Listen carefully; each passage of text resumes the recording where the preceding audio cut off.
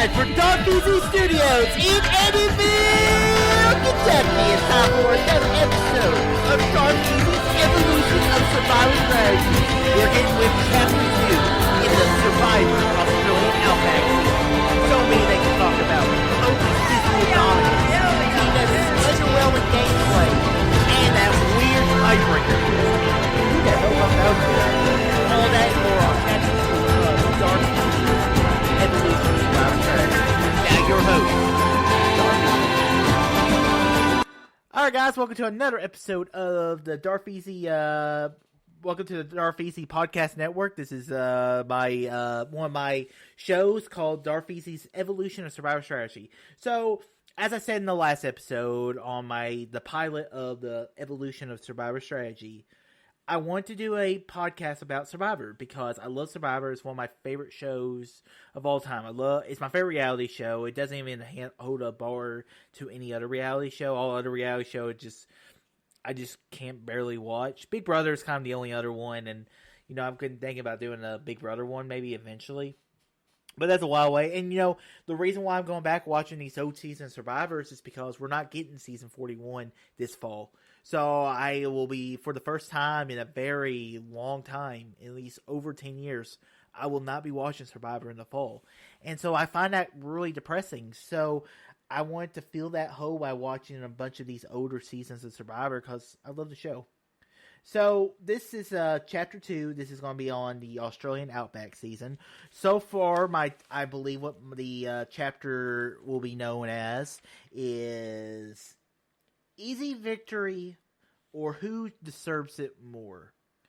And so, let's get right into it. So, Australian Outback, this was back when, Survivor actually went to these foreign locations instead of just doing these.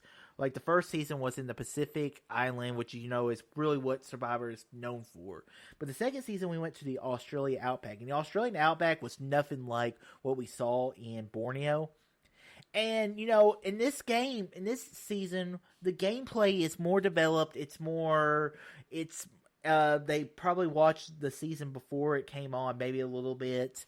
And they saw, what the first cast was doing, the ones that did well with doing the alliances and stuff. So you have the two tribes of Kucha and I forget what the other tribe was called, Orkakia.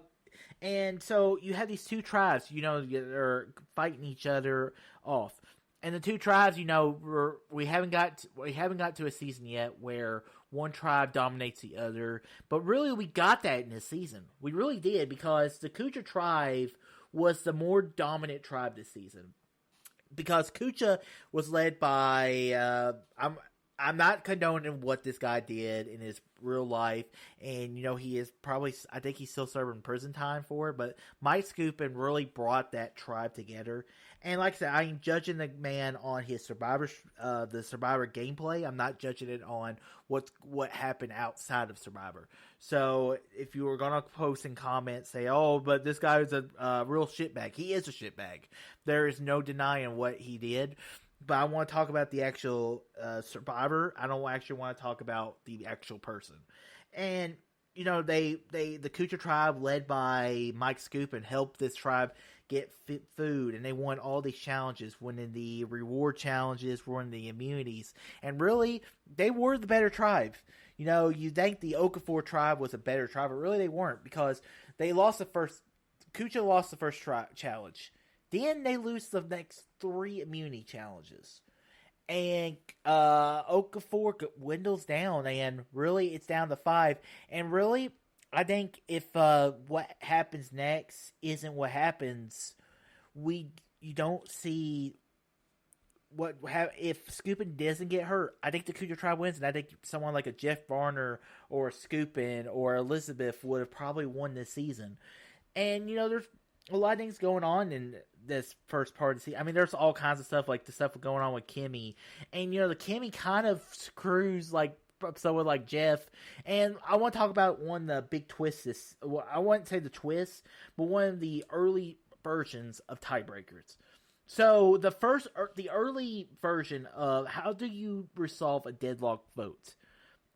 And that was basically basically your past comes back to haunt you. Interesting concept in a sense, but really screws somebody over. It really does. And what basically screws someone like Jeff over, it screwed Jeff Varner over mostly because he got 2 votes, one from Deb and one from Kimmy, and Kimmy told the other tribe, apparently during one of the challenges, that Jeff had received votes. So when the 2 tribes merged together, the Okafor tribe, I will say, I thought the Kucha tribe dominated the first half of the game, but the second half of the game, the Okafor tribe really did dominate because they went into the merge with a strategy. They said, like, we can't let anyone know who has votes, because if they vote for Jerry, or if they vote for Keith, it's over. So they had to come in deadlock, and they just did not let any information out. I love how, like, the women were doing it, but the Okafor tribe had all the advantage in the way they did this tiebreaker, and it sucks for Jeff Varner because Jeff probably deserve to go a lot further in the game. And like I said, Varner probably would have been one of the finalists if Skupin hadn't gotten himself injured in that fire. I mean, truly, what a horrific moment in like one of those moments you never forget watching Survivor. Him falling in the fire, and he had to be the first person to ever be medically evacuated from the game. It was stunning to watch at the time, and it still is to this day. So after the merge, Jeff goes home. Now we get down to the merge, and now it's basically, what's this going to be? Is this going to be a classic Pagongan, or is this going to be something different? And it is something different.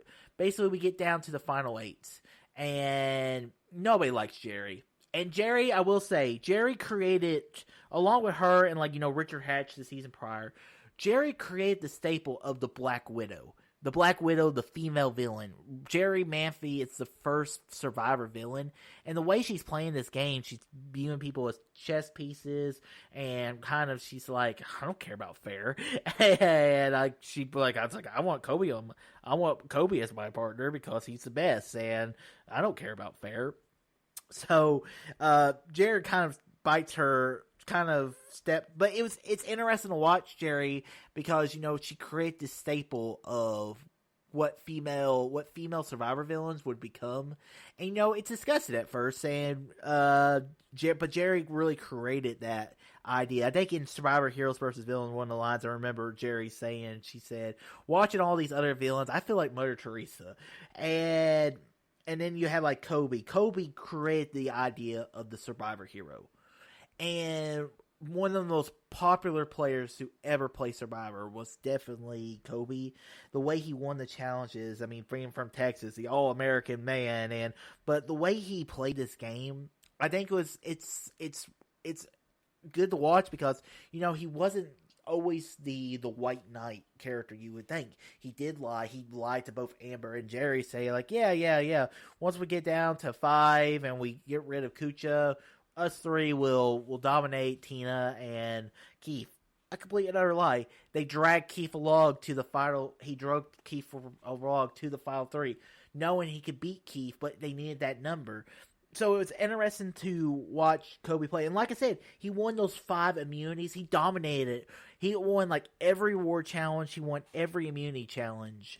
And he was able to get himself all the way to the end. And then another person to look into the strategy of this season is Elizabeth. Elizabeth played a very good game because, she after Jeff goes home, and now that Kucha is a tribe that is going to die, Elizabeth's like, we have to find the weak one, the one they want to get out. That she sees the tribe dynamic, and she's like, if we get rid of Keith, or if we get rid of Jerry or Keith or someone like that, and then you create this idea of what this season really created with some other seasons you'll see as the show goes along, is this idea of worthy, honor, heroes. Who deserves it more? Like Kobe and Tina wanted to take Elizabeth and Roger more because they were good people. They deserved it more. They didn't like the people like Keith. They didn't like the people like Jerry, but they deserved it more.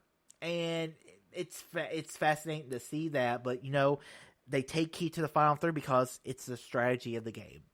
And Tina's gameplay, I know she won the season, and for me, I don't respect the way Tina played the game because I respect players who go all in, go up front, make the moves, take themselves like at the part of the merge when Kobe jumped off the thing at the immunity challenge really early on in the game, basically telling the Kucha members, "Come on, vote for me." I mean, what a genius move that was. And then his other moves like betraying Jerry and or grabbing whenever he went on the reward and took off pieces of the Great Barrier Reef, which he was not supposed to do. But he gave everyone a token of that. He was playing the social dynamic game, and he had that kind of cowboy kind of charisma that I just thought Kobe played a very dominant game and a very heroic game, one that we hadn't seen so far, because in the last season it was Richard Hatch, he was the villain, but Kobe was more of the hero character, and he always said that he was like, I always did the most selfish thing.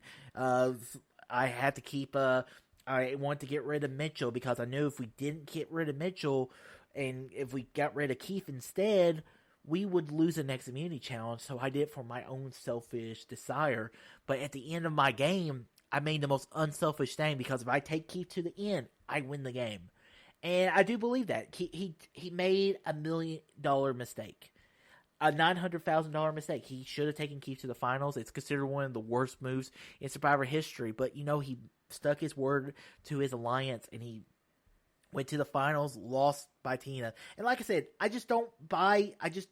Tina, she hid behind Kobe. It's a strategy. It is a complete and utter strategy. A strategy I just don't respect. And we see the strategy so many more times as the show goes along. But I just don't respect that game style. And that might just be on my end. But, I mean, Tina, she made these connections with people. She played a very good social game. Never received the votes. First Survivor winner to ever not receive a vote all her way through the game. But I just don't respect the way she won, because I thought Kobe should have won, because I respect the people who make the moves. So, guys, that ends another episode of the DE Darth Easy's Evolution of Survivor Strategy, Chapter 2.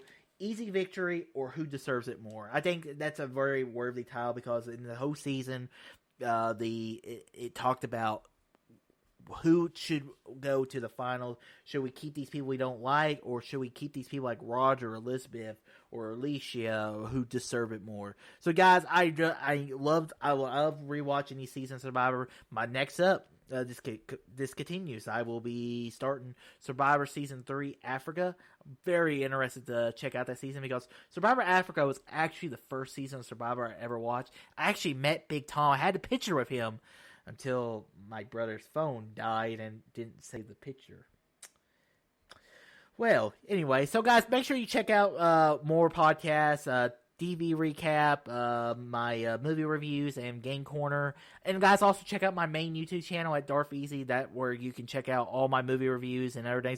Like I said, right now I'm kind of nothing's really going on right now. I'm not watching anything really. Movies are out. Hopefully in the next few weeks, some movies start coming out and getting released.